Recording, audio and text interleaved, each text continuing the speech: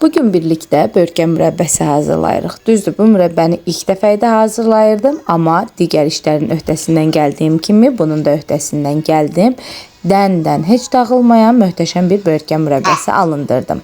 Bunun üçün ilk olaraq börtgənlərimizi suda saxlayırıq 15-20 dəqiqə, daha sonra isə aş süzənə boşaldırıq.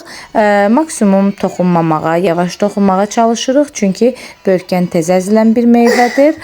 Nə qədər əllə çox toxunsaq, börtgənlərimiz bir o qədər çox əziləcək. Ona görə də maksimum həssas yanaşmağa çalışırıq. Çünki nəzərə alaq ki, bişən zamanda dağılma ehtimalı var. Ona görə də maksimum dağıtmamağa, əzməməyə çalışırıq.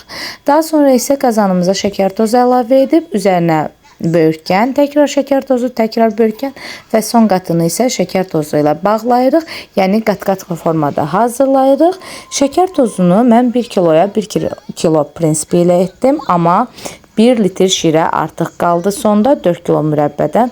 Ona görə də meyvələriniz əgər çox şirindirsə 1 kiloya 800 qram prinsipi ilə hazırlaya bilərsiniz ki, sizdə də məndə olduğu kimi artıq şərbət qalmasın. Bu formada hazırladıqdan sonra isə meyvələrimizi bir gecə saxlayırıq. Niyəsə mənim meyvələrim çox yaxşı şirə buraxmadılar gözləyən zaman.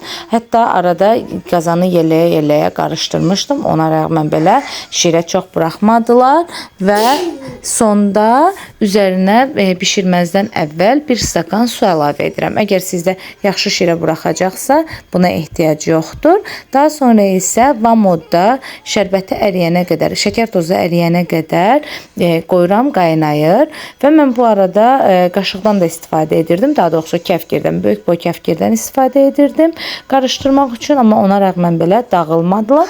Hər ehtimala qarşı qazanı yeləyərək qarışdırmağa çalışmağınız daha uyğun olar. Qaynamağa başladıqdan sonra isə, şərbət əridikdən sonra isə 15 dəqiqə gürodda bişiririk.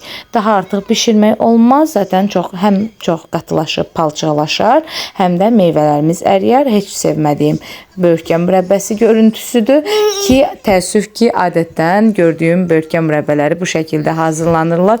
Palçıq kimi meyvələri əzilmiş, şərbəti yapışmış bir halda olur. Amma 15 dəqiqə qaynadacağınız, gürodda qaynadacağınız zaman belə problemlər yaşanmır. 15 dəqiqə qaynatdıqdan sonra isə üzərində yaranan kəfləri də yığırıq və altını söndürürük. Soyması üçün gözləyirik. Videoda son halını görürsünüz, qatılığını, hər şeyini görə bilirsiniz. Meyvələr necə diri-diri qalıb, hamısını görürsünüz.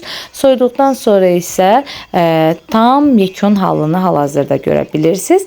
Bankalarımıza yığıb bir gecə soyuducuda, daha sonra isə sərin bir otaqda saxlayırıq. Videoma baxdığınız üçün minnətdaram. Hazırlayan hər kəsə indidən nuş olsun. Hələlik.